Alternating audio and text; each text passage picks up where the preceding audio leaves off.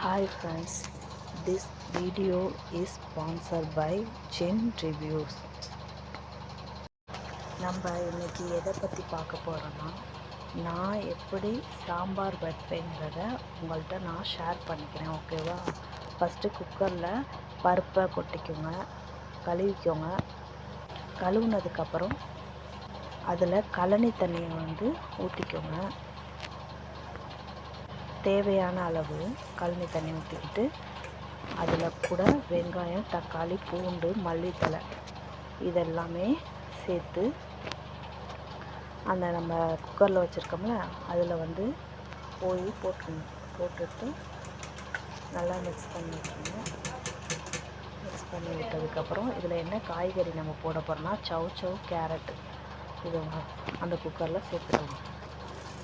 சேர்த்துக்கிட்டதுக்கப்புறமா இதில் நம்ம என்ன போட போகிறோன்னா மஞ்சள் தூள், அதை போய் எடுத்துகிட்டு வந்துடலாம். மஞ்சள் தூள் எடுத்துகிட்டு வந்து 1 ஸ்பூன் போட்டுட்டு, அரை ஸ்பூன் போட்டு சீரகம் அரை ஸ்பூன் போட்டுட்டோம். அது கூட கொஞ்சம் நல்லெண்ணெய், சுத்தமான நல்லெண்ணெய் கொஞ்சம் ஒரு அரை ஸ்பூன் போட்டால் போதும். போட்டதுக்கப்புறமா ஒரு கரண்டியோட பின்னாடி காம்பை எடுத்து ஒரு கரண்டியை வச்சு நல்லா கலக்கி விட்டுட்டு அந்த குக்கரை அப்படியே மூடி வச்சிடலாம். ஓகேவா? இதை மூடி வச்சுட்டு அடுப்பை பற்ற வச்சு அடுப்பில் வச்சுட்டு எப்படியும் ஒரு 3 விசில் வந்தால் மாவு மாதிரி கரைஞ்சிரும். அதுக்கப்புறம் இங்கிட்டு உடைய வச்சு அரிசியை போட்டோம்னா உப்பு போட்டு கரண்டி போட்டு நல்லா கலக்கி விட்டுட்டு சோறு இந்த சைடு வெந்துடும். நம்ம இது பருப்பு வைக்கையாட்டி இந்த சாதம் வெந்துடும். அதுக்காக வந்துட்டு சாப்பாடு வச்சாச்சு. அதுக்கப்புறம் புளி ஊற போடணும் நம்ம. ஓகேவா? புளியை போய் ஒரு சின்ன எலுமிச்சப்பழ சைஸ் புளியும், கருவேப்பிலை, சாம்பார் தாளிக்க வெங்காயம் நறுக்கி வச்சுட்டு இப்போ சாம்பாரில் தாளிக்க போகிறோம்.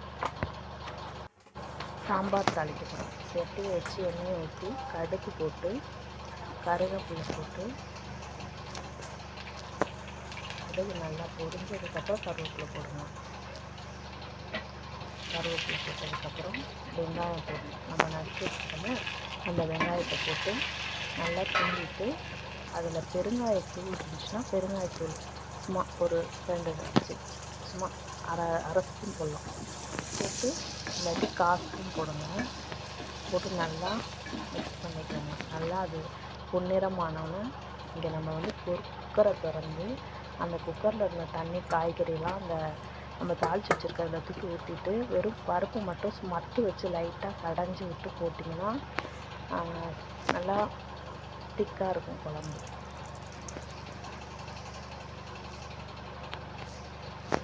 நம்ம புளி வச்சுருக்கோம்ல அந்த புளியை நல்லா கரைச்சி நல்லா வடிகட்டி கையிலே வடிகட்டி அந்த சாம்பார்லேயே ஊற்றிடலாம்.